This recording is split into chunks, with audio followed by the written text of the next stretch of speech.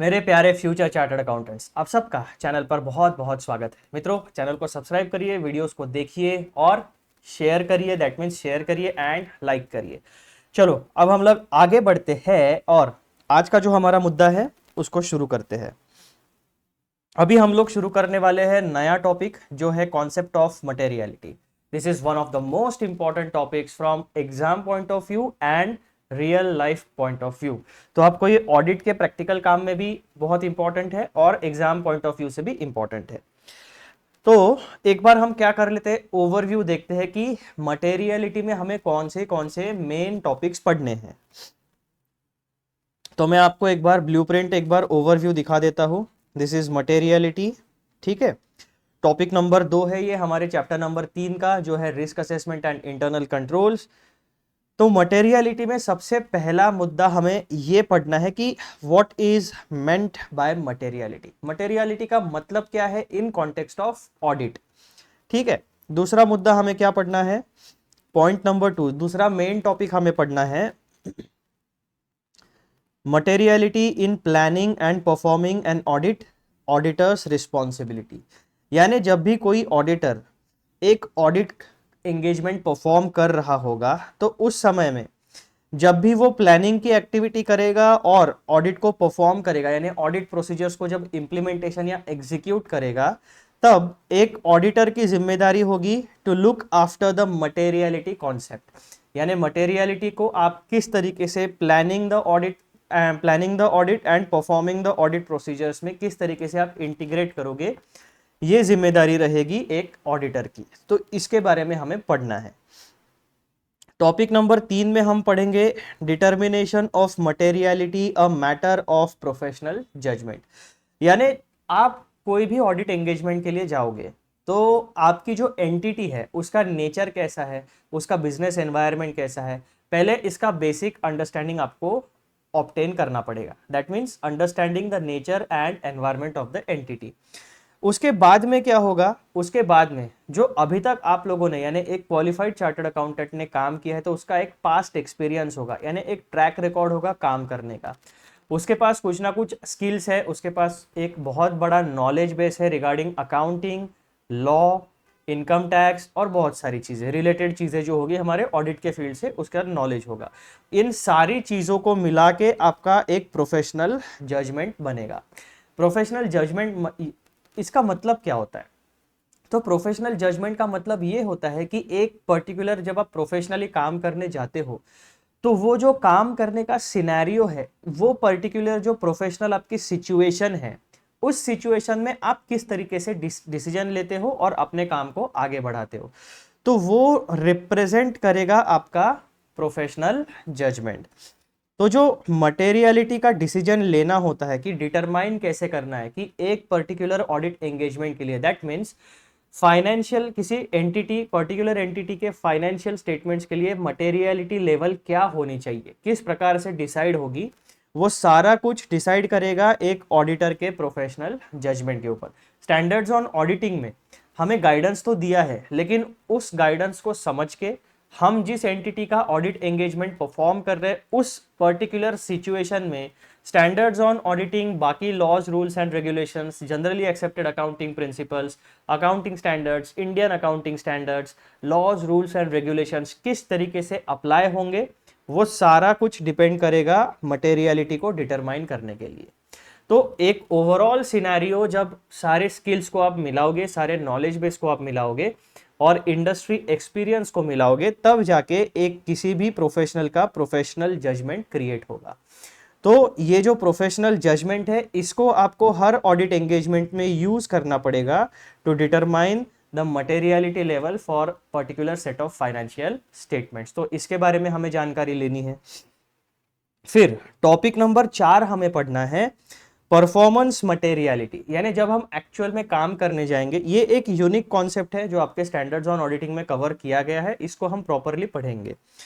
तो performance materiality होता क्या है, वो सारी चीजें हम पढ़ेंगे। अभी मैं आपको एक्सप्लेन करूंगा ना, तो मुझे पूरा ही एक्सप्लेन करना पड़ेगा। जैसे इन टॉपिक्स को जब हम एक्सप्लेन करते हैं तो मैं आपको थोड़ा थोड़ा ओवरव्यू दे रहा हूं, लेकिन ये एक ऐसा यूनिक कॉन्सेप्ट है जब तक हम टॉपिक नंबर 1, 2, 3 को डिटेल में नहीं पढ़ेंगे, मैं आपको इसका ओवरव्यू भी नहीं दे पाऊंगा। जब आपको कॉन्सेप्ट पता चल जाएगा तब आपको ओवरव्यू भी समझ में आ जाएगा। तो एक होती है मटेरियलिटी और एक होती है परफॉर्मेंस मटेरियलिटी लेवल। ऐसे दो प्रकार की मटेरियलिटी होती है, ये बस आप अभी के लिए ध्यान में रखना, क्योंकि उसमें भी हम लोग बहुत सारी चीजें पढ़ने वाले हैं। फिर आपका आएगा टॉपिक नंबर 5, जो है आपका determining materiality and performance materiality when planning the audit. अब ये सारे परफॉर्मेंस मटेरियलिटी से रिलेटेड चीजें चलने वाली है। फिर टॉपिक नंबर 6 जो आएगा आपका, वो आएगा आपका ऐसे 320 में। अब आप देखोगे कि मेजरली जितना भी हमारा डिस्कशन यहाँ पर होने वाला है मटेरियलिटी के कॉन्सेप्ट में, उसमें हम मेजरली डिस्कस करने वाले हैं ऐसे 320। ऐसे 320 का नाम क्या है, मैं आपको ऐसे की लिस्ट में लेके चलता हूँ। और 300 की सीरीज में हमारा ऐसे 320 है materiality in planning and performing the audit. यानी पूरा का पूरा स्टैंडर्ड ही है जो 100% फोकस करता है कि ऑडिट का जब हम प्लानिंग करेंगे या परफॉर्मिंग करेंगे तो मटेरियलिटी को किस तरीके से हैंडल करना है रिगार्डिंग फाइनेंशियल स्टेटमेंट्स या फिर एलिमेंट्स ऑफ फाइनेंशियल स्टेटमेंट्स या फिर असर्शंस के लेवल्स के ऊपर। तो ये ऐसे 320 एक पूरा का पूरा चैप्टर ही आपका इसके ऊपर मटेरियलिटी यानी चैप्टर नंबर 3 में ऐसे 320 को बहुत डिटेल में कवर किया गया है। फिर मित्रों हम लोग आते हैं हमारे नोट्स के ऊपर, ठीक है। तो आप एक बात ध्यान रखना, मटेरियलिटी मतलब ऐसे 320 यानी स्टैंडर्ड ऑन ऑडिटिंग 320। अब हम टॉपिक नंबर 6 की बात कर रहे थे, तो मैं आपको टॉपिक नंबर 6 में बता देता हूं कि हम लोग पढ़ने वाले हैं ऐसे 320 paragraph number A2, A3, A4, A6 use of benchmarks in determining materiality for the financial statements as a whole. अब ये बेंचमार्क वाला जो कॉन्सेप्ट है ना, ये बहुत ज़्यादा इंपॉर्टेंट है लेकिन डिफिकल्ट नहीं है, आपको आसानी से समझ में आ जाएगा।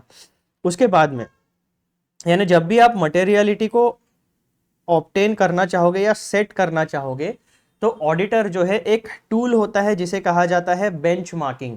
तो बेंचमार्किंग की प्रोसेस से हम क्या कर लेते हैं, ओवरऑल फाइनेंशियल स्टेटमेंट के लिए एक पर्टिकुलर अमाउंट सेट कर लेते हैं। फॉर एग्जांपल अगर हमने रेवेन्यू को बेंचमार्क माना, यानी जो हमारे फाइनेंशियल स्टेटमेंट्स है उसमें P&L अकाउंट में जो हमारा टोटल रेवेन्यू दिखता है including operating income and non operating income.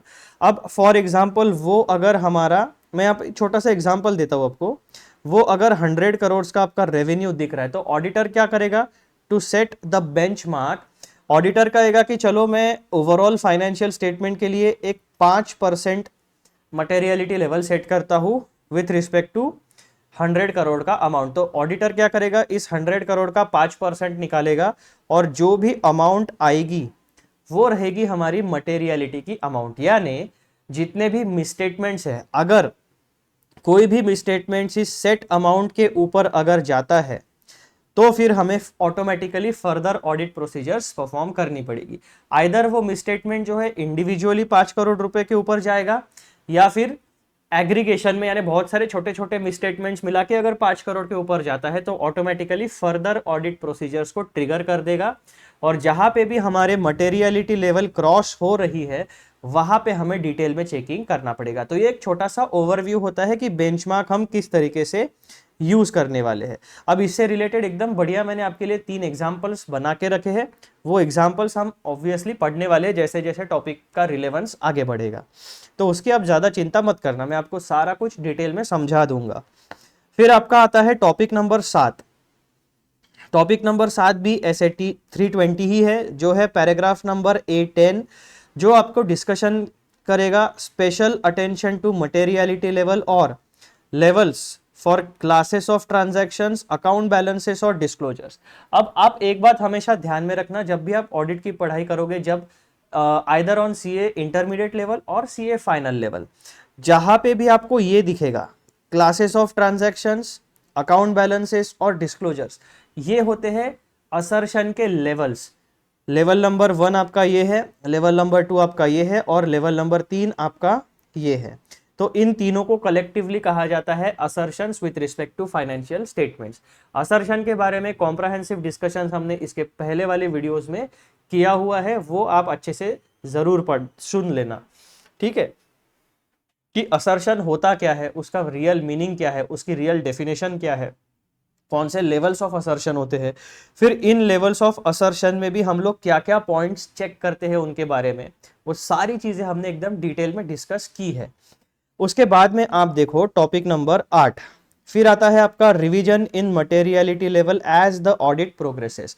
अब हमने क्या किया था, हम ऑडिट का प्लानिंग कर रहे हैं, यानी अभी तक ऑडिट का काम हमने शुरू नहीं किया है, सब कुछ ये प्लानिंग फेज में होता है। मटेरियलिटी को डिटरमाइन करो, कहाँ पे मिसस्टेटमेंट्स होने के चांसेस है, ऑडिट रिस्क को आइडेंटिफाई करो, फिर उसका असेसमेंट करो, और जब हम एक्चुअल में काम शुरू करेंगे तो फिर हम अपने जो ऑलरेडी प्री प्लान्ड हमने एक ऑडिट प्रोग्राम बना के रखा है उसके हिसाब से हम लोग अपना ऑडिट का काम शुरू करते हैं। लेकिन कई बार ऐसी सिचुएशंस आती है कि हम अब देखो, किसी भी चीज का अगर हम कोई प्लानिंग करते हैं तो हम 100% फुल प्रूफ प्लानिंग तो नहीं कर सकते, क्योंकि फ्यूचर में क्या इवेंट्स होने वाले हैं ये हमें अभी प्रेजेंट में पता नहीं है। हम एंटिसिपेट कर सकते हैं, हम अंदाजा लगा सकते हैं, लेकिन हम 100% ये बता नहीं सकते कि ये होगा या नहीं होगा। तो इसी तरीके से ऑडिट में भी हम प्लानिंग तो कर सकते हैं, लेकिन हमारा प्लानिंग हमेशा 100% फुल प्रूफ ही होगा, इसकी कोई गारंटी नहीं है। हो सकता है कि हमने प्लानिंग के समय कुछ चीजें कंसीडर ना की हो और ऑडिट के दौरान हमें ऐसे कुछ मिसस्टेटमेंट्स या रिलेटेड पार्टी ट्रांजैक्शंस या कुछ ऐसे ट्रांजैक्शंस दिखे जहां पे हमें डिटेल में चेकिंग करना पड़ेगा, लेकिन उन पर्टिकुलर सेगमेंट्स को, उन पर्टिकुलर फाइनेंशियल स्टेटमेंट्स के एलिमेंट्स को हमने प्लानिंग में इंपॉर्टेंस नहीं दिया था, तो ऐसे चांसेस हो सकते हैं। तो वो आपका टॉपिक नंबर 8, यानी क्या, जो आपने प्लानिंग फेज में मटेरियलिटी लेवल को सेट किया था उसमें आप रिवीजन कर सकते हो, वो आपको फ्लेक्सिबिलिटी या एडेप्टेबिलिटी रखनी पड़ेगी depending on the situation and circumstances of the particular audit engagement, ठीक है। उसमें भी सारे के सारे आपके ऐसे 320 के पैराग्राफ डिस्कस होने वाले हैं। फिर आपका आएगा टॉपिक नंबर 9, जो है आपका ऐसे 320 में पैराग्राफ नंबर 14 की डॉक्यूमेंटिंग द मटेरियलिटी। एक ऑडिटर जो होता है, वो जो काम करता है उसका ऑडिट वर्किंग पेपर उसे बनाना पड़ता है, करेक्ट। तो ये जो है ना, ये डॉक्यूमेंटिंग द मटेरियलिटी, ये भी आपका एक ऑडिट वर्किंग पेपर बनेगा कि आपने मटेरियलिटी के रिस्पेक्ट में एज एन ऑडिटर आपने या आपकी टीम ने जिन लोगों ने भी काम किया है उन्होंने क्या क्या चीजें ऑब्जर्व की, किस तरीके से सारी चीजें मटेरियलिटी को डिसाइड किया, वो सारी चीजें आपको प्रॉपरली एक फॉर्मेट में डॉक्यूमेंट करनी पड़ेगी। तो वो आपको पैराग्राफ नंबर 14 बताता है। और सबसे आखिरी वाला टॉपिक हमारा रहने वाला है मटेरियलिटी में, वो है मटेरियलिटी एंड ऑडिट रिस्क। अब इन दोनों का एक छोटा सा कंपैरेटिव स्टडी हमारा रहेगा कि मटेरियलिटी किस तरीके से हैंडल होगी, ऑडिट रिस्क किस तरीके से हैंडल होगा, और वो सारी चीजें हमारी डिटेल में डिस्कस होने वाली है। तो मित्रों, अब आप देखोगे तो आपको दिखेगा कि कुल मिलाकर हम लोग मटेरियलिटी वाले टॉपिक में 10 सब टॉपिक्स की पढ़ाई करने वाले। उनके जो हेडिंग्स है प्रॉपरली मैंने आपको एक ओवरव्यू उसमें दे दिया है, ताकि आपके दिमाग में एक जगह तैयार हो मटेरियलिटी के लिए, एक बैकग्राउंड रेडी हो, और आप जब रियली उसे पढ़ोगे तो आपको थोड़ा ओवरव्यू आपके दिमाग में रहेगा, तो कॉन्सेप्ट पढ़ने में इंटरेस्ट आएगा और शब्दों को समझने में, टेक्निकलिटीज को समझने में आपको थोड़ी मदद मिलेगी। अब वापस हम सबसे पहले वाले टॉपिक पर आ जाते हैं, मटेरियलिटी वाले। तो सबसे पहला टॉपिक मित्रों हमारा है what is meant by materiality, मतलब इस मटेरियलिटी का मीनिंग क्या है। तो यहां पे हम लोग क्या क्या चीजें पढ़ेंगे, तो सबसे पहला टॉपिक हम लोग पढ़ेंगे ऐसे 320 का पैराग्राफ नंबर 2, उसमें भी बुलेट पॉइंट नंबर 1, वहां पे आपको मिलेगा मीनिंग ऑफ मटेरियलिटी। अब मैं आपको एक बार दिखा देता हूं, ऐसे 320 में गए हम लोग और पैराग्राफ नंबर 2 में आते हैं हम लोग, ठीक है। ये हमारा पैराग्राफ नंबर 2 है। पैराग्राफ 2 का हेडिंग क्या है आपके लिए, materiality in the context of an audit. और आपके स्टडी मटेरियल में ना ये वाला जो बुलेट पॉइंट है बस, यानी पूरा पैराग्राफ नंबर 2 बहुत बड़ा है, इतनी सारी चीजें पैराग्राफ नंबर 2 में बताई गई है, लेकिन मीनिंग ऑफ मटेरियलिटी जो है वो आपको बुलेट पॉइंट नंबर 1 में बताया गया है। तो हमारे स्टडी मटेरियल को जिस भी व्यक्ति ने या जिस भी टीम ने तैयार किया होगा ऑडिट के, डेफिनेटली उन्हें ऑडिट का नॉलेज तो होगा, यानी they are the expert. But उन्होंने क्या किया है सीए इंटरमीडिएट में कि अभी जैसे मैंने आपको यहाँ पे हर ऐसे में कौन सा पैराग्राफ है उसका रेफरेंस मैंने आपको यहाँ पे दिया हुआ है, लेकिन ऐसा रेफरेंस हमारे इंस्टीट्यूट के स्टडी मटेरियल में नहीं दिया है। उन्होंने क्या किया कि रिलेवेंट, जैसे एक कॉन्सेप्ट उठा लिया मटेरियलिटी, अब मटेरियलिटी के लिए कौन सी चीजें कौन से स्टैंडर्ड से उठानी है, क्या क्या एप्लीकेबल है, उन्होंने क्या किया, अच्छा ऐसे 320 का दिख रहा है क्या, उठा लो, ऐसे 400 में कुछ दिया क्या, उठा लो। तो ऐसा अलग अलग ऐसे इसमें से जो रिलेवेंट पोर्शन है रिगार्डिंग मटेरियलिटी, जैसे पहला हमने टॉपिक पढ़ा था ऑडिट रिस्क, तो इन्होंने क्या किया, मोटे मोटे कॉन्सेप्ट्स को आइडेंटिफाई किया कि स्टूडेंट्स को क्या समझाना है, और उनसे रिलेटेड ओवरऑल एसेस की लिस्ट बना ली। ऐसे में से कौन सी चीजें ऑडिट रिस्क के लिए रिलेवेंट है उसका पूरा एक जगह पे लाके डाल दिया। लेकिन यहाँ पर उन्होंने एक ही चीज नहीं की कि उसे प्रॉपरली रेफरेंस नहीं दिया कि ऐसे में कौन सा पैराग्राफ है, कहाँ से ये चीज एप्लीकेबल हो रही है। तो आपके एग्जाम में, अब मेरा ये पर्सनल ओपिनियन है, क्योंकि institute of chartered accountants of India ने उनके स्टडी मटेरियल में किसी भी ऐसे का पैराग्राफ या रेफरेंस का नाम नहीं दिया है, तो हम ये एक्सपेक्ट कर सकते हैं कि स्टूडेंट्स एग्जाम में भी ऐसे 320 पैरा 2 ऐसे अपने आंसर्स में नहीं लिखेंगे। जितनी चीज हमारे कोर स्टडी मटेरियल में दी है उतनी ही चीज हम लिख सकते हैं, है ना। अब ये तो मैंने एक्स्ट्रा माइल जाके, जब मैं खुद पढ़ाई कर रहा था पूरा स्टडी मटेरियल बनाने के हिसाब से, तो एज अ टीचर मेरी तो जिम्मेदारी बनती है कि मुझे हर एक चीज़ पता होनी चाहिए कि स्टडी मटेरियल में कौन से स्टैंडर्ड से ली गई है। क्योंकि अगर कोई स्टूडेंट अगर डाउट पूछ लेता है तो मुझे उसका जवाब तो देना चाहिए, यानी आना ही चाहिए। तो उस हिसाब से मैंने ये स्टडी मटेरियल थोड़ा सा रेफरेंसिंग और लिंकिंग करके बनाया हुआ है, और जहाँ पे भी थोड़ी बहुत ज़रूरत पड़ी मैंने मटेरियल को, कंटेंट को थोड़ा इम्प्रूव ही किया है, वो आपको समझ में आ जाएगा। तो ये सारी चीजें, तो बेसिकली आपको आइडिया देना था कि इंस्टीट्यूट का स्टडी मटेरियल अच्छा बना है, जिन्होंने बनाया है definitely they are the experts of the subject of the audit, लेकिन बहुत ज्यादा मिक्सअप करके बनाया। यानी अगर आप ये सोच के जाओगे कि अब मैं ऐसे 200 पूरा का पूरा पढ़ता हूं, तो ऐसा पूरा का पूरा पढ़ने के लिए आपको हो सकता है 2-3 चैप्टर्स पढ़ने पड़े। आपको स्टैंडर्ड ऑन ऑडिटिंग 200 का सारा नॉलेज एक जगह पे नहीं मिलेगा, वो आपको बेयर टेक्स्ट में जाके ही लेना पड़ेगा। तो ये थोड़ा सा एक ड्रॉबैक है। कुछ चीज़ों के पॉजिटिव्स भी होते हैं और निगेटिव्स भी होते हैं, तो ये एक ड्रॉबैक है। पॉजिटिव चीज़ ये है कि इंस्टीट्यूट का स्टडी मटेरियल ठीक ठाक बना हुआ है, और वहीं से हमें एग्जाम में क्वेश्चंस आएंगे, तो हमें उसको बेस बना के ही अपना फाउंडेशन रेडी करना पड़ेगा। तो मित्रों, what is meant by materiality, यानी मटेरियलिटी का मीनिंग क्या होता है। तो उसमें सबसे पहले हम लोग पढ़ेंगे पैराग्राफ ऐसे 320 का पैराग्राफ 2, उसमें भी बुलेट पॉइंट नंबर 1 जो मैंने अभी आपको दिखाया, वहां पे आपको मिलेगा meaning of materiality. Point number 2 में हम पढ़ने वाले हैं की points from the above stated meaning of materiality, यानी जो मीनिंग, और आप इसे कह सकते हो डेफिनेशन। अब वहां पे स्टैंडर्ड ऑन ऑडिटिंग में वहां पे डेफिनेशन ऐसा कोई नॉमेनक्लेचर नहीं दिया था, इसीलिए मैंने क्या किया, उसको मीनिंग कह दिया कि मटेरियलिटी का मतलब अगर आपको जानना है तो वो पैराग्राफ पढ़ना पड़ेगा। अब उस पैराग्राफ को जब हम डिटेल में डिकोड करते हैं तो उसमें बहुत सारे की पॉइंट्स हमें मिलते हैं। वो की पॉइंट्स कौन से हैं? तो पहला की पॉइंट आता है मीनिंग ऑफ मटेरियलिटी। उसमें हमें 3 बातें समझनी है। पहला, materiality in context of audit, इसका मतलब क्या हुआ, मटेरियलिटी का इंपॉर्टेंस क्या है, और मटेरियलिटी में जो थ्रेशोल्ड होता है वो उसका मतलब क्या हुआ। ये 3 पॉइंट हमें मीनिंग ऑफ मटेरियलिटी पहले की पॉइंट में पढ़ने हैं। दूसरा की पॉइंट हमें उस मीनिंग से मिलता है स्कोप ऑफ मटेरियलिटी।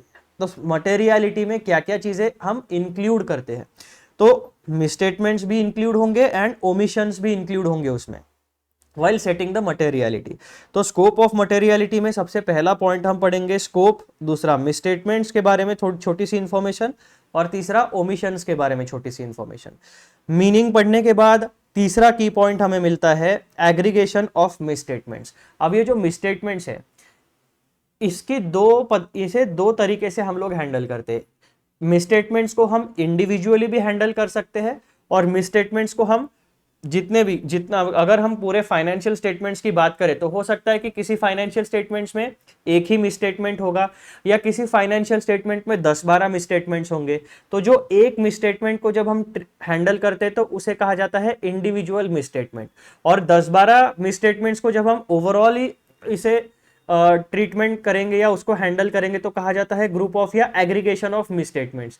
तो मिसस्टेटमेंट्स दोनों लेवल पे होगी, इंडिविजुअली भी हमें देखना है, और उन जितने भी मिसस्टेटमेंट्स है उसका फाइनेंशियल टर्म्स में ओवरऑल इंपैक्ट भी हमें देखना पड़ेगा। तो वो भी हम देखेंगे। फिर तीसरा पॉइंट जो है हमारा एग्रीगेशन ऑफ मिसस्टेटमेंट्स, उसमें हमें पढ़ना है impact of aggregation of misstatements, individual versus aggregate misstatements and auditors responsibility. फिर चौथा की पॉइंट हमें मिलता है influence on economic decisions of users, यानी जो मिसस्टेटमेंट्स होते हैं, जो मटेरियलिटी होती है, उसका इकोनॉमिक डिसीजंस ऑफ यूजर्स के ऊपर क्या इन्फ्लुएंस है, उसके बारे में जानकारी। की test of materiality, economic decision, reasonable expectation, ये तीन बातें हम की पॉइंट नंबर डी में पढ़ने वाले हैं। पांचवा जो पॉइंट हमें मिलता है वो होता है central role of materiality in financial reporting. उसमें पॉइंट नंबर 1 पढ़ेंगे हम, role of materiality in financial reporting, guiding audit focus and financial reporting standards. इस तरीके से हमें मीनिंग ऑफ मटेरियलिटी पढ़ने के बाद, यानी जो पहला हमारा टॉपिक है what is meant by materiality, उसमें भी जो सबसे पहला हम ऐसे 320 पैराग्राफ 2 में मीनिंग ऑफ मटेरियलिटी पढ़ेंगे, तो हमें मीनिंग ऑफ मटेरियलिटी से 5 कोर की पॉइंट्स मिलते हैं। पहला है मीनिंग ऑफ मटेरियलिटी, दूसरा है scope of materiality which includes misstatements and omissions, तीसरा है एग्रीगेशन ऑफ मिसस्टेटमेंट्स, चौथा है influence on economic decisions of users and पांचवा है role of materiality in financial reporting. अब पॉइंट नंबर एफ जो है, इसमें इस पूरे यानी 5 की पॉइंट जो हमें मिले और what is meant by materiality, इस पूरे के पूरे कॉन्सेप्ट का एक ओवरऑल कंक्लूजन कि हमने जितनी चीजें पढ़ी उसका एक फाइनल व्यू किस तरीके से क्रिएट होगा, वो बातें। तो आज का हमारा जो वीडियो का मुद्दा रहेगा वो यही है, यही हमारा ब्लूप्रिंट है। Topic number 1, what is meant by materiality. अब आपके दिमाग में क्या हो गया, जो जो चीजें मैंने यहाँ पे आपके लिए प्रोनाउंस की है वो आपके दिमाग में ऐसे 320 पैरा 2 मीनिंग ऑफ मटेरियलिटी, अब इनिशियली स्टूडेंट के दिमाग में ये बातें घुस जाती है। फिर जब हम एक्चुअली पढ़ेंगे तो ये जो materiality, meaning of materiality, context of audit, importance, threshold, तो ये शब्द जो है ये ऑलरेडी हमारे दिमाग में अभी एंट्री कर चुके हैं।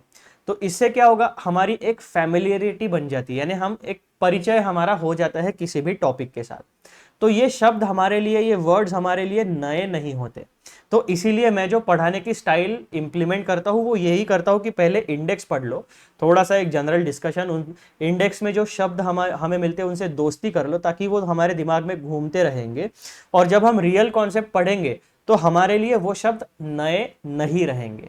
We are familiar with those words. और जब हमारी फैमिलियरिटी बढ़ जाती है किसी भी टॉपिक के साथ, तो हम उस टॉपिक को बहुत अच्छे तरीके से ग्रास्प करके समझ सकते हैं और लॉन्ग टर्म के लिए उसे रिटेन कर सकते हैं, जो कि हमारा मोटिव है।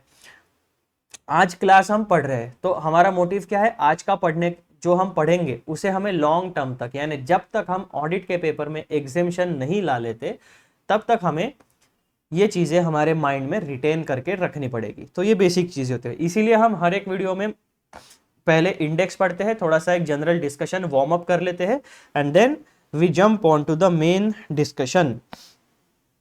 तो अब हम लोग आ चुके हैं हमारे मेन डिस्कशन के ऊपर, जो है मटेरियलिटी। दैट इज, इसका मतलब तो बताओ, है ना, मटेरियलिटी का मतलब क्या होता है in context of the process of audit. तो यही हमें डिस्कशन करना है। तो अब हम रीडिंग शुरू करते हैं और पढ़ते हैं और साथ साथ में उसका डिस्कशन करते चलेंगे।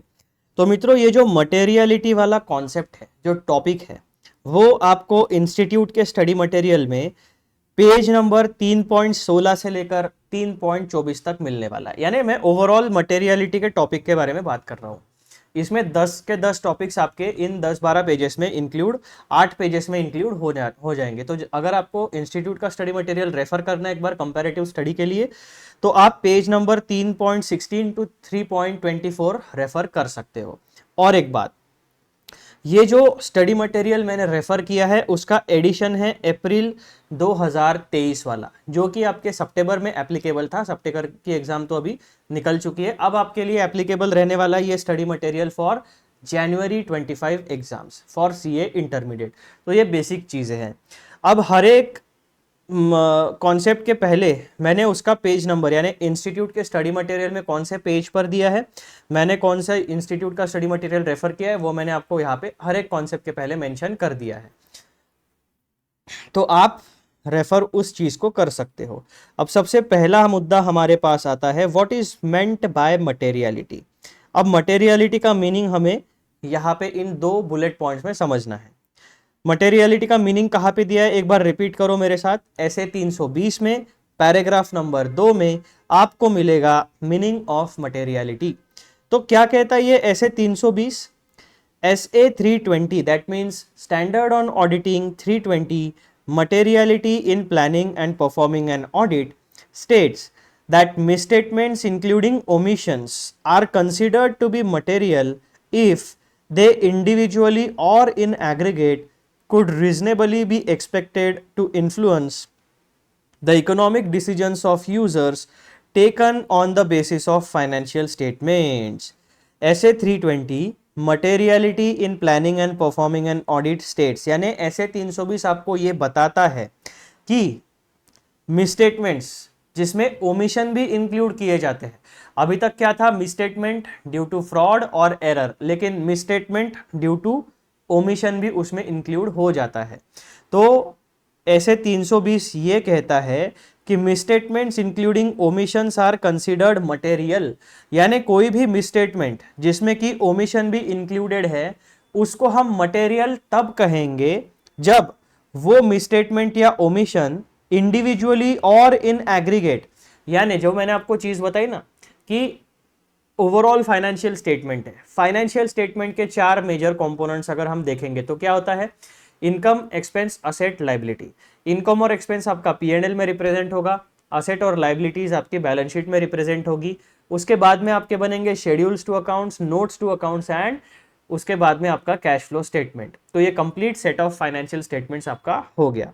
इन complete set of financial statements में बहुत सारी इंफॉर्मेशन दी जाती है जो कि जिसका नेचर होता है फाइनेंशियल नेचर होता है, यानी मॉनेटरी टर्म्स में वो इंफॉर्मेशन को बताया जाता है। अब यहाँ पे आप देखो बहुत सारे लाइन आइटम्स होते हैं P&L बैलेंस शीट में, यानी आपका एसेट में हो गया fixed asset, current asset, tangible asset, intangible asset, ठीक है, ये सारी चीजें। लाइबिलिटी साइड में आपका क्या हो गया, equity capital, preference share capital, उसके बाद में रिजर्व्स एंड सरप्लस, फिर long term liability, short term liabilities. Income expense में आपका क्या हो गया, operating income, non operating income. Expenditure side में आपके आ गए direct expenses, indirect expenses, overheads आ गए आपके, है ना, ये सारी चीजें। तो ऐसे बहुत सारे लाइन आइटम्स आपके होते हैं जिसे हम कहते हैं एलिमेंट्स ऑफ फाइनेंशियल स्टेटमेंट्स। अब ये जो एलिमेंट्स ऑफ फाइनेंशियल स्टेटमेंट्स या लाइन आइटम्स होते हैं इनमें गलती होने की चांसेस हो सकती है। तो वो जो गलती होने की चांसेस है, जो गलती है, उसे हमारे ऑडिट की भाषा में कहा जाता है मिस स्टेटमेंट। करेक्ट। तो ये मिसस्टेटमेंट जो है वो आपका फ्रॉड की वजह से भी हो सकता है, वो आपका एरर की वजह से भी हो सकता है, वो आपका ओमिशन की वजह से भी हो सकता है। इतनी बात आपको समझ में आ गई। अब ये जो मिसस्टेटमेंट है इसको मटेरियल हम कब कहेंगे, जब ये मिसस्टेटमेंट इंडिविजुअली और इन एग्रीगेट, यानी अगर आप ऑडिट कर रहे हो और आपको फॉर एग्जांपल 15 मिसस्टेटमेंट्स मिले overall set of financial statements में, तो आप क्या करोगे, हर एक मिसस्टेटमेंट को इंडिविजुअली भी स्टडी करोगे और उन 15 मिसस्टेटमेंट्स का कलेक्टिव इंपैक्ट भी देखोगे। तो यहां पे क्या कहते हैं वो लोग, मिसस्टेटमेंट्स का इंडिविजुअल या फिर कलेक्टिव इंपैक्ट अगर इन्फ्लुएंस करता है यूजर्स ऑफ फाइनेंशियल स्टेटमेंट्स के इकोनॉमिक डिसीजंस के ऊपर, तब उसे कहा जाएगा मटेरियल मिसस्टेटमेंट। यानी मटेरियलिटी का मतलब क्या होता है, फाइनेंशियल स्टेटमेंट्स में अगर कोई भी गलती हो, मिसस्टेटमेंट हो, whether due to fraud, error या फिर ओमिशन, अगर उस मिसस्टेटमेंट की वजह से जो यूजर्स ऑफ फाइनेंशियल स्टेटमेंट होता है, जो यूजर्स होते हैं फाइनेंशियल इंफॉर्मेशन के, इंटरनल यूजर्स, एक्सटर्नल यूजर्स, अगर मिसस्टेटमेंट की वजह से उनके इकोनॉमिक डिसीजन के ऊपर इंपैक्ट होता है, उनका इकोनॉमिक डिसीजन इन्फ्लुएंस होता है, तब हम ऑडिट की भाषा में कहते हैं कि हाँ ये मिसस्टेटमेंट मटेरियल है। अदरवाइज हम देखेंगे कि अगर किसी छोटी मोटी गलती का, किसी छोटे मोटे एरर का, अगर किसी भी फाइनेंशियल इंफॉर्मेशन जो व्यक्ति यूज करता है, उस इंटरनल या एक्सटर्नल यूजर, उसके इकोनॉमिक डिसीजन के ऊपर कोई इंपैक्ट नहीं पड़ रहा है, तो हम उस मिसस्टेटमेंट को इमटेरियल कहेंगे। तो हमारे ऑडिट के भाषा में मटेरियलिटी को हम 2 सेगमेंट्स में डिवाइड कर सकते हैं, क्या, material misstatements and immaterial misstatements. ठीक है। तो ऐसे 320 में पैराग्राफ 2 आपको ये बताता है कि कोई भी मिसस्टेटमेंट हो, whether due to fraud, error या ओमिशन, उसे हम मटेरियल मिसस्टेटमेंट कौन सी सिचुएशन में मानते हैं। SA 320 materiality in planning and performing an audit states that misstatements including omissions are considered to be material if they individually or in aggregate could reasonably be expected to influence the economic decisions of users taken on the basis of financial statements। अब मैंने आपको बिल्कुल decode करके इसका meaning समझा दिया है। आप एक काम कर सकते हो, वीडियो को पॉज करिए और ये जो आपके स्क्रीन के ऊपर दिख रहा है इसको एक बार अच्छे से पढ़िए तो आपको डेफिनेटली समझ में आ जाएगा।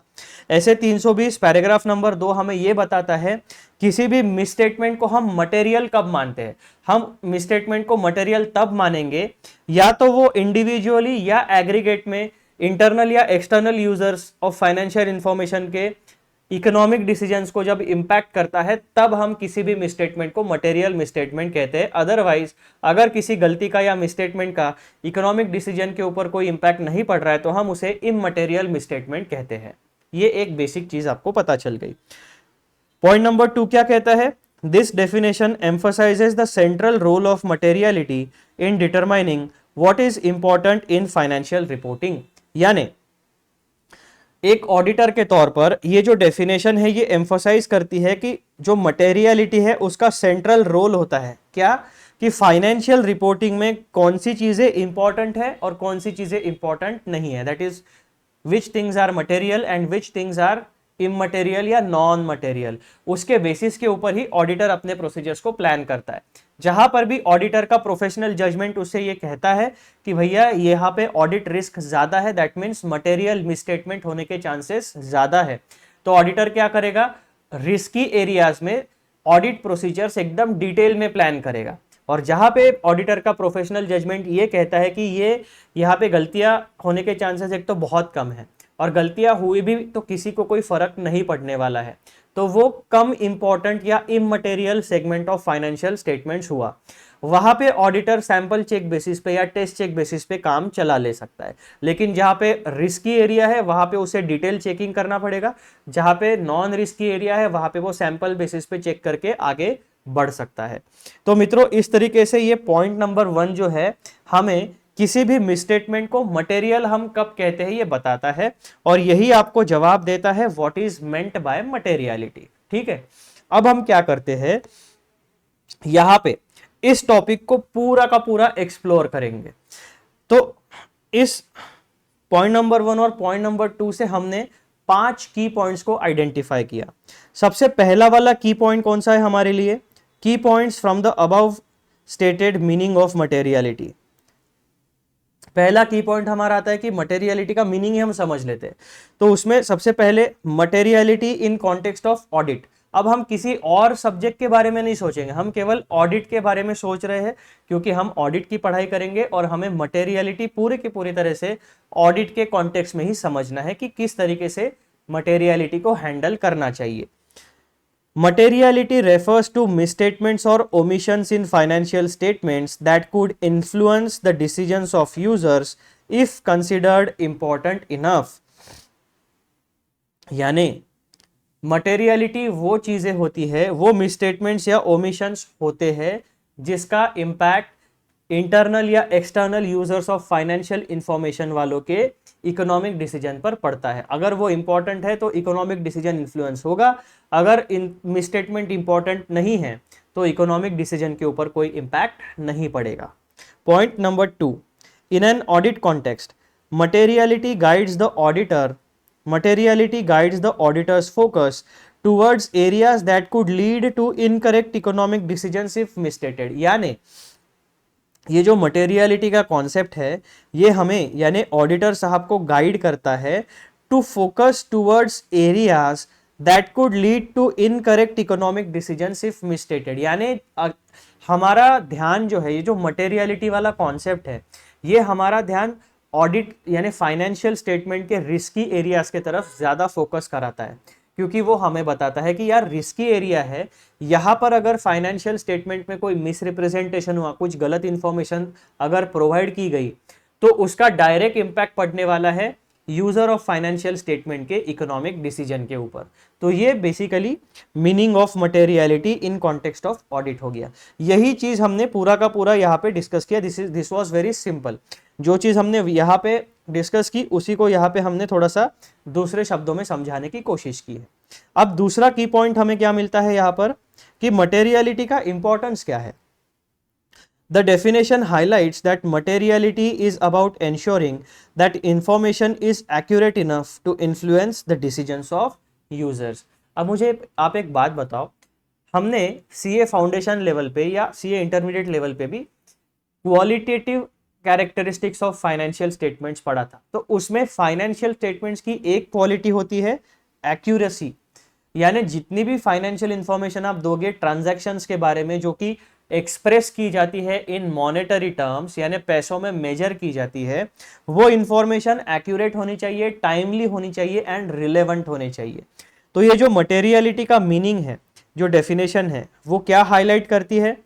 Materiality is about ensuring that information is accurate.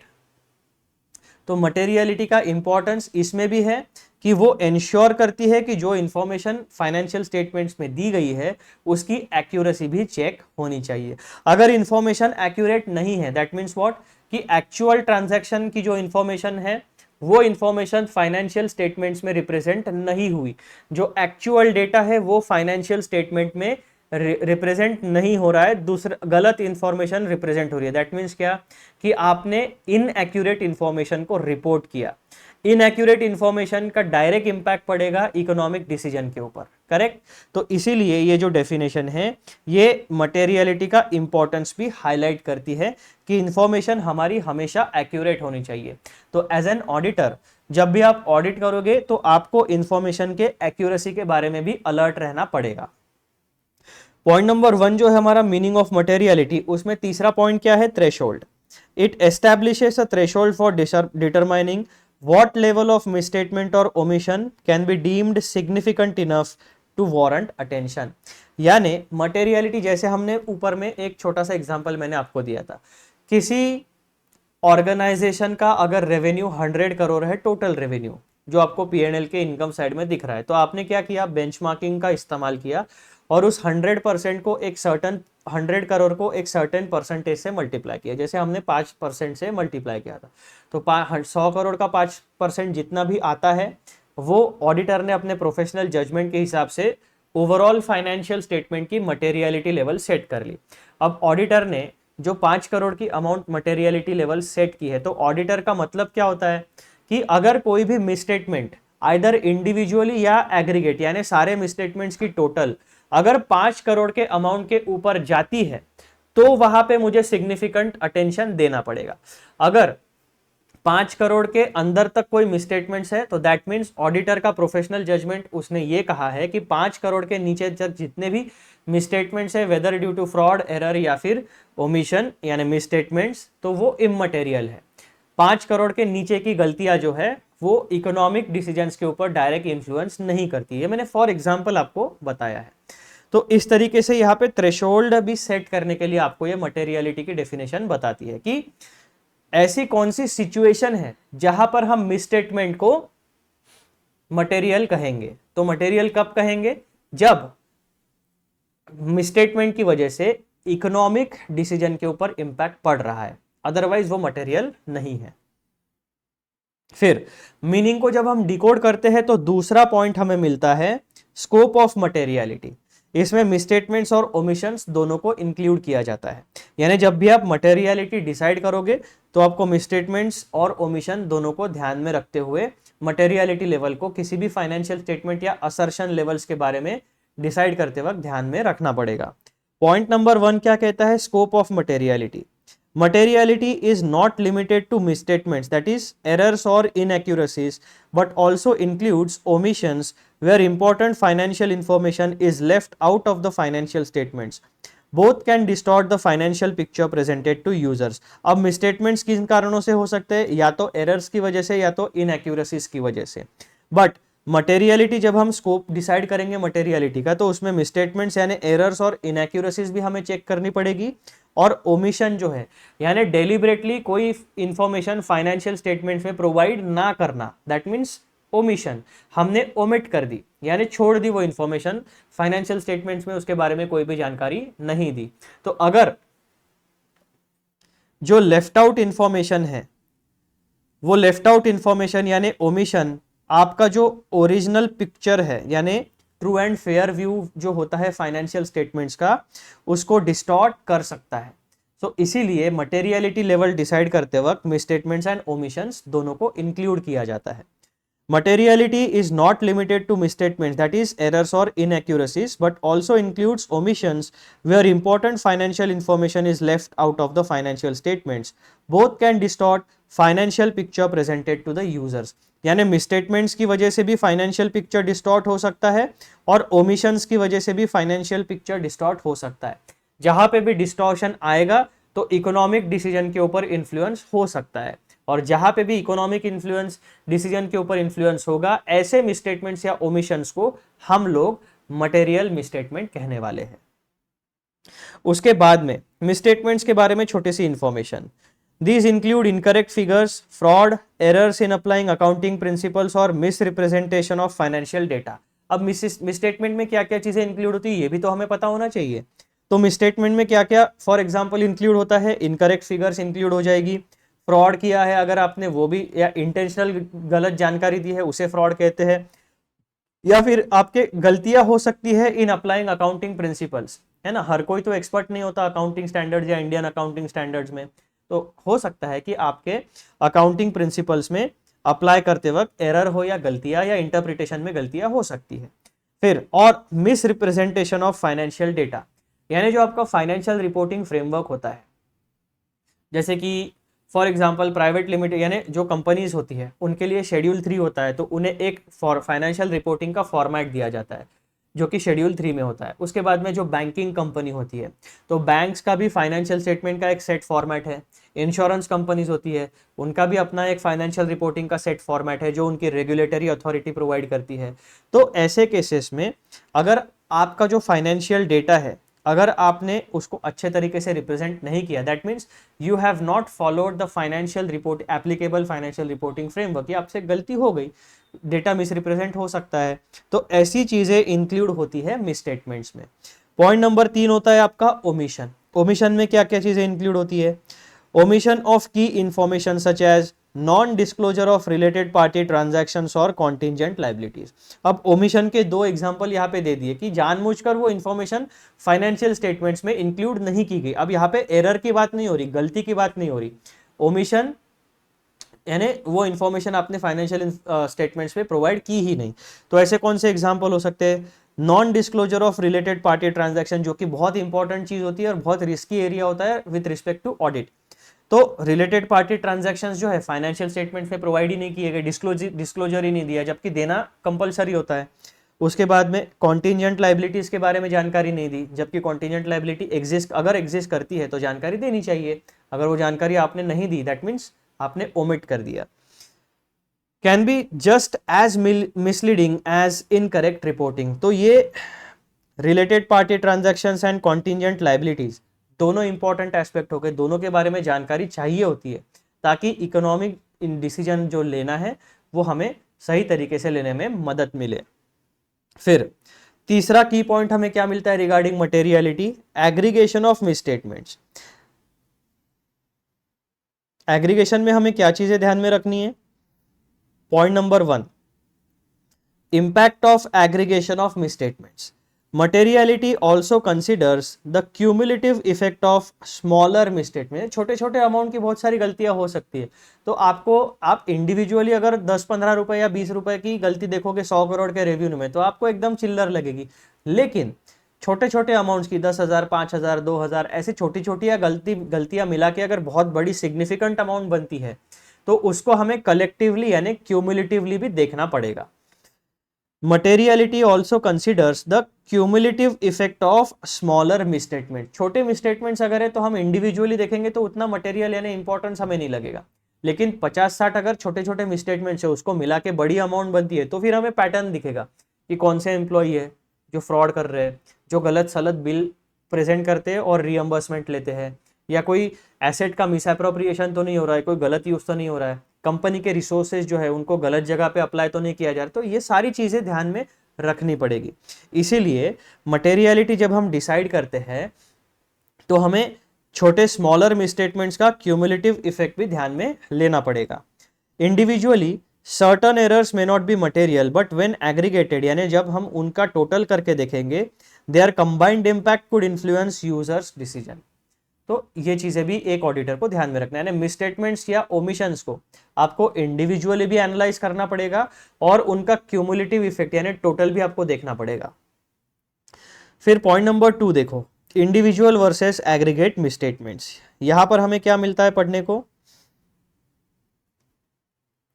A small misstatement in one area of financial statements might seem insignificant on its own. However, when combined with other small errors, the total effect may become material. यानी जो चीज हमने अभी हिंदी में discuss की, individually छोटे छोटे, यानी आप अगर आप एक गलती को देखोगे 5-10 हजार की गलती है 100 करोड़ में, तो आप बोलोगे कि छोड़ यार कहाँ इसके लिए माथापच्ची करूँ, है ना। लेकिन ऐसे 5-10 हजार मिला के अगर आपके 10-12 भी गलतियां हो गई तो आपको क्या मिलेगा, एक पैटर्न मिलेगा। यानी 10-12 गलतियां हो रही है, इसका मतलब क्या हुआ कि आपके इंटरनल कंट्रोल में भी फ्लॉ हो सकता है। तो एक ऑडिटर की जिम्मेदारी क्या होती है, इंटरनल कंट्रोल्स भी उसे देखने पड़ते हैं। तो इंटरनल कंट्रोल में गलतियां कहाँ पे हो रही है, कहीं पे फ्रॉड हो रहा है क्या, एम्प्लॉयज का कोल्यूजन है क्या, या फिर कोई ऑटोमेटेड सिस्टम प्रॉपरली काम नहीं कर रही है क्या, कहीं लूपहोल है क्या। तो अगर फाइनेंशियल इंपैक्ट नहीं अगर आपको मिल रहा है तो फिर आपको इंटरनल कंट्रोल्स के पर्सपेक्टिव से भी उसे चेक करना पड़ेगा कि सिस्टम में कोई लूपहोल है, कोई प्रॉब्लम है। तो आपको as an auditor financial impact plus internal control systems दोनों को चेक करना पड़ेगा। इसीलिए इस चैप्टर का नाम क्या है, risk assessment and internal controls. तो ये आपको ध्यान में देना पड़ेगा। तीसरा मुद्दा क्या मिलता है हमें वहां पे, पॉइंट नंबर 2 जो है हमारा,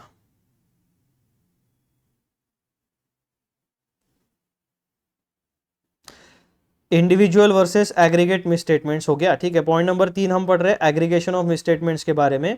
यहां पर हमारा तीसरा मुद्दा आता है ऑडिटर्स रिस्पॉन्सिबिलिटी। यहां पे क्या हमें ध्यान में देना है, the auditor must consider not only individual misstatements but also how they add up across the financial statements. यानी जो आपका सेट ऑफ फाइनेंशियल स्टेटमेंट है, P&L, balance sheet, schedules to accounts, notes to accounts and cash flow statements, इन पांचों elements में overall पूरे के पूरे मिसस्टेटमेंट्स का किस तरीके का इंपैक्ट है वो भी आपको देखना पड़ेगा। तो वो जिम्मेदारी होगी एक ऑडिटर की। उसके बाद मित्रों जो चौथा पॉइंट हमें मिलता है मटेरियलिटी के बारे में, कोर पॉइंट जो हमने मीनिंग को डिकोड किया, तो वो हमें मिलता है influence on economic decisions of users. तो हमें तो अभी तो पता है कि जो फाइनेंशियल स्टेटमेंट्स होते हैं, जो जनरल पर्पस फाइनेंशियल स्टेटमेंट्स होते हैं, उसके दो प्रकार के यूजर्स होते हैं। कौन से, internal users and external users. Internal users में कौन कौन अवेलेबल होता है हमारे लिए, owners, management and those charge with governance and employees. External users में कौन कौन अवेलेबल होता है, investors, creditors, financiers, government and it's agencies, customers and society at large. तो ऐसे 9 यूजर्स ऑफ फाइनेंशियल स्टेटमेंट्स होते हैं जो जनरल पर्पस फाइनेंशियल स्टेटमेंट्स को यूज करते हैं, ताकि उसके बेसिस के ऊपर वो अपने जो फाइनेंशियल इंटरेस्ट है, उन 9 यूजर्स के जो इंडिविजुअल फाइनेंशियल इंटरेस्ट है उनको वो फुलफिल कर पाए। तो अब ये बैकग्राउंड मैंने आपके दिमाग में सेट किया। अब इसके पर्सपेक्टिव में आप देखो influence on economic decisions of users.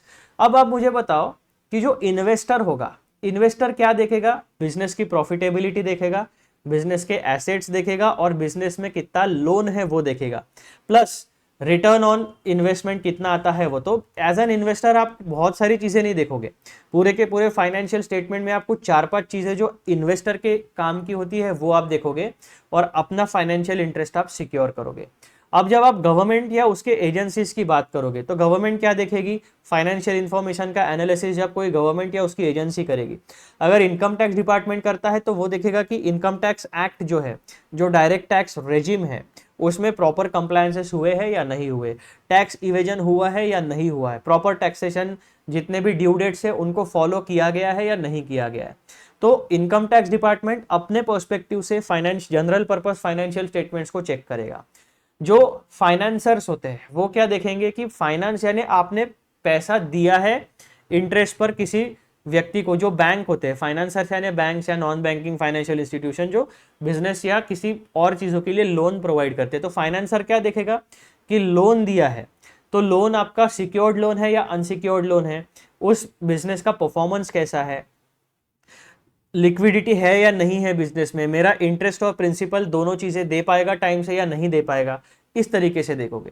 तो जितने भी यूजर्स ऑफ फाइनेंशियल स्टेटमेंट्स है उनके अपने इंडिविजुअल फाइनेंशियल इंटरेस्ट होते हैं, उन सब का कलेक्टिवली उन सबको कलेक्टिवली एड्रेस करने के लिए हम एक जनरल पर्पस फाइनेंशियल स्टेटमेंट्स का फॉर्मेट बनाते हैं और वही रिप्रेजेंट करते हैं। अब हमने कंप्लीट पिक्चर दे दिया फाइनेंशियल पोजीशन का। अब ये इंप्लाइड होता है कि आपको जो इंफॉर्मेशन चाहिए, यहाँ पे इनकम, एक्सपेंस, एसेट, लायबिलिटी बहुत सब कुछ दिया है पूरे 12 महीने का, आप अपने मतलब की इंफॉर्मेशन निकालो और अपने डिसीजंस को ड्राइव करो।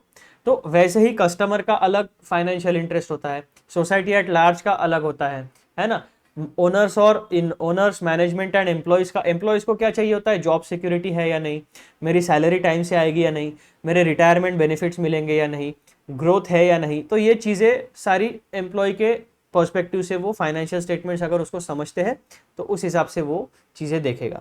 अब यहाँ पे जो इन्फ्लुएंस होगा, तो मैंने क्या किया, आपको हर एक यूजर का इकोनॉमिक डिसीजन किस तरीके का होगा वो मैंने आपको आइडिया दी, यूजर्स के बारे में बताया। अब उनके जो इकोनॉमिक डिसीजंस है उस पर क्या इन्फ्लुएंस होता है मटेरियलिटी का।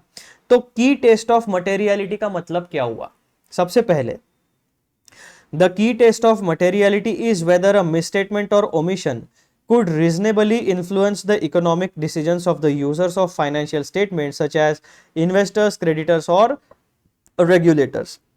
यानी मटेरियलिटी का टेस्ट क्या है, कौन सा पॉइंट है जहां पर आकर हम ये डिसाइड कर सकते हैं कि हाँ ये मिसस्टेटमेंट या ओमिशन मटेरियल है या ये इममटेरियल है।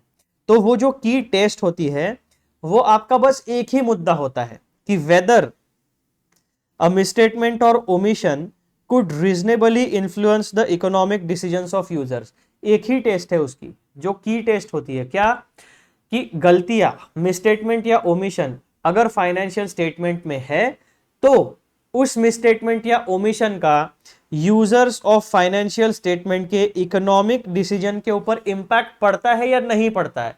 अगर उसका इन्फ्लुएंस होता है तो वो गलती मटेरियल है, अगर उसका इन्फ्लुएंस नहीं होता है तो वो गलती मटेरियल नहीं है। फॉर एग्जाम्पल, अगर आप और मैं एक इन्वेस्टर हूं और मुझे और आपको मिलके किसी कंपनी में इन्वेस्टमेंट करना है, तो हम लोग क्या देखेंगे, कंपनी की एसेट्स देखेंगे, कंपनी की लायबिलिटीज देखेंगे और कंपनी की प्रॉफिटेबिलिटी देखेंगे कि कितना डिविडेंड देता है और उसके फ्यूचर में क्या प्लान्स है, किस तरीके से वो सस्टेन कर पाएगी। ये कुछ पैरामीटर्स होते हैं, उसको डिसाइड करके हम लोग उसका इन्वेस्टमेंट डिसीजन लेंगे। तो इन्वेस्टमेंट डिसीजन के लिए अगर किसी जो ओनर्स होते हैं, जो मैनेजमेंट होती है, उसने अगर किसी इन्वेस्टर से पैसा लेने के लिए अपने फाइनेंशियल स्टेटमेंट्स में जानबूझ के एसेट्स की वैल्यू को बढ़ा के दिखाया, जानबूझ के रेवेन्यू को बढ़ा के दिखाया, तो क्या होगा, तो क्या बढ़े हुए एसेट्स और बढ़े हुए रेवेन्यू की वजह से इन्वेस्टर के डिसीजन के ऊपर फर्क पड़ेगा? डेफिनेटली पड़ेगा। अगर रेवेन्यू कम है, कम करके बताया, और एसेट की पोजीशन कम यानी डिवैल्यू करके बताया एसेट, तो भी इन्वेस्टर के डिसीजन के ऊपर फर्क पड़ेगा। तो ये होता है impact, influence on economic decisions of users of financial statements. तो बेसिक चीजें आपको ध्यान में रखनी है। तो की टेस्ट ऑफ मटेरियलिटी क्या होती है कि गलती की वजह से डिसीजन के ऊपर इंपैक्ट पड़ने वाला है या नहीं पड़ने वाला, बस यही एक टेस्ट होती है मटेरियलिटी की। Point number 2, economic decision. Decisions like investing, lending or analyzing the financial health of a company rely heavily on accurate financial information। Financial information की accuracy ही सबसे main चीज होती है। Accuracy, relevance and timeliness of the information। If errors affect these decisions, they are material। अगर errors या गलतियां या misstatement आपके इन्वेस्टिंग, लेंडिंग या analysing financial health of company इस तरीके के डिसीजन के ऊपर इंपैक्ट पड़ता है, सो दैट मीन्स वो मिसस्टेटमेंट या एरर या ओमिशन मटेरियल है। फिर point number 3, reasonable expectation. The concept of reasonable expectation means that the auditor assesses how a typical informed user would view the potential misstatement. यानी auditor का एक छोटी सी responsibility होती है इसमें, क्या कि वो खुद को यूजर ऑफ फाइनेंशियल स्टेटमेंट की जगह पर रखकर सोचे कि उसके डिसीजन के ऊपर as a user of financial information कौन सी चीजों का इंपैक्ट पड़ता है। तो जैसा हमने अभी एनालाइज किया ना, internal users, external users, investors का फाइनेंशियल इंटरेस्ट अलग होता है, क्रेडिटर्स का फाइनेंशियल इंटरेस्ट अलग होता है। तो अगर मैं क्रेडिटर के बारे में सोचूं तो क्रेडिटर क्या सोचेगा कि मैंने जितना मटेरियल इस ऑर्गेनाइजेशन को सप्लाई किया है या क्रेडिट पे दिया है या उधारी पे बेचा है, क्या वो व्यक्ति पूरा का पूरा पैसा मेरा देगा या कुछ पैसा डुबाएगा या पूरा पैसा डुबाएगा। तो एक क्रेडिटर का केवल यही होता है कि मुझसे जितना उधारी में माल लिया है भैया उतना पैसा मेरा रिकवर होना चाहिए। इन्वेस्टर के पर्सपेक्टिव से अगर एक ऑडिटर सोचेगा तो क्या देखेगा इन्वेस्टर, पूरी की पूरी फाइनेंशियल हेल्थ और एनालिसिस करेगा कि फ्यूचर किस तरीके का है इस कंपनी का, एसेट कितने हैं, इनकम जनरेशन कैपेसिटी कितनी है, फ्यूचर के प्लान्स एक्सपांशन या ग्रोथ के क्या है, अगर मैं अभी इसमें इन्वेस्ट करता हूं तो क्या मेरी इक्विटी बढ़ेगी या कम होगी। ये सारे डिसीजन है, हर एक यूजर का, हर एक व्यक्ति का फाइनेंशियल इंटरेस्ट अलग होता है। तो ऑडिटर का एक रीजनेबल एक्सपेक्टेशन ये होगा, the concept of reasonable expectation means that the auditor assesses how a typical informed user would view the potential misstatement.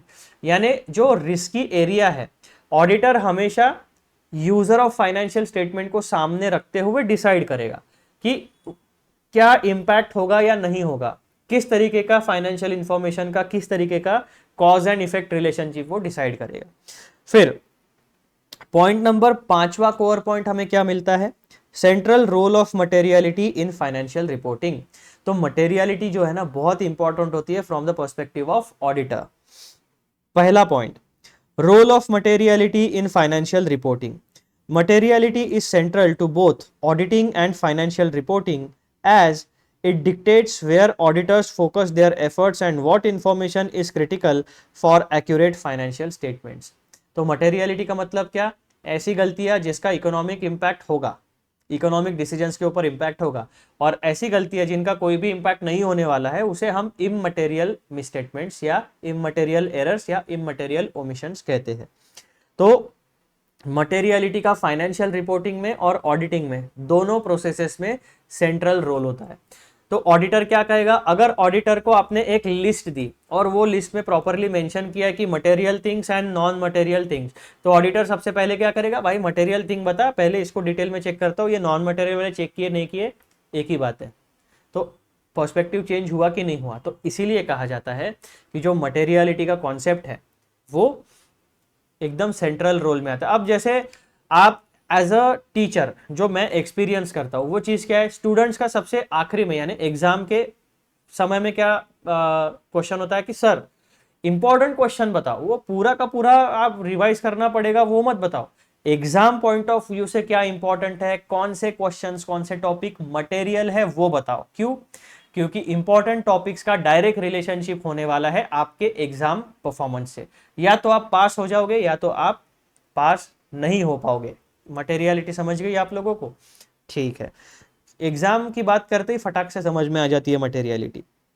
तो जैसे मटेरियलिटी का financial reporting and central audit, financial reporting and audit में central role है, ये बात आप ध्यान में रखना। Auditors rely on materiality to allocate resources, determine the scope of their work and assess the significance of errors they uncover। जब materiality finally decide हो जाती है तब एक ऑडिटर डिसाइड करता है कि कौन से काम के लिए कितने रिसोर्सेज देने हैं, कौन से टीम मेंबर्स को कहाँ पे भेजना है, ऑडिट असिस्टेंट को कहाँ पे भेजना है, सीनियर मेंबर को कहाँ पे भेजना है, एक्सपर्ट को कहाँ पे भेजना है। उसके बाद में स्कोप ऑफ वर्क यानी कितना डिटेल में काम करना है या sample basis, sample check basis पे काम करना है, and assess the significance of errors they uncover. अब कुछ चीज़ें ऐसी होती है जो प्लानिंग के हिसाब से चलती है और कुछ इवेंट्स ऐसे होते हैं जो अनप्लैन्ड होते हैं। तो ऐसा हो सकता है कि जो प्लानिंग में आपने इंक्लूड किया हो उसके अलावा कोई गलती आपको मिल जाए, तो वो क्या होगा, जैसे जैसे आपका काम आगे बढ़ेगा वैसे वैसे कुछ बातें आप अनकवर करते चले जाओगे, तो उनको भी आपको मटेरियलिटी के हिसाब से प्रॉपरली ट्रीटमेंट देना पड़ेगा। Point number 2, guiding audit focus. Materiality helps auditors prioritize their testing and attention on areas that are most likely to impact decision making. तो जो ऑडिट का पूरा फोकस होगा एक ऑडिटर का, ऑडिटर एक ही चीज चेक करेगा, most likely to impact decision making. अगर डिसीजन मेकिंग के ऊपर किसी भी मिसस्टेटमेंट का कोई इम्पैक्ट नहीं है, so that means from the audit point of view and financial reporting point of view वो मटेरियल नहीं है। ये मैं नहीं कह रहा हूं, ये आपके प्रॉपर जो स्टैंडर्ड्स ऑन ऑडिटिंग में जो भाषा दी गई है उसका इंटरप्रिटेशन इस तरीके से निकल के आ रहा है। Point number 3, financial reporting standards. Materiality also plays a role in the application of accounting standards, ensuring that only relevant and important information is highlighted in financial statements। यानी हर चीज का आपको डिस्क्लोजर नहीं देना है, जो इंपॉर्टेंट चीजें हैं, जो स्टैट्यूटरी रिक्वायरमेंट्स है, उनका डिस्क्लोजर आपको देना है। ठीक है, तो मित्रों ये 5 की पॉइंट्स निकल के आते हैं इस वाले डेफिनेशन से। अब आपके जो स्टडी मटेरियल दिया गया है वो स्टडी मटेरियल में केवल ये पॉइंट नंबर 1 दिया गया है, what is meant by materiality.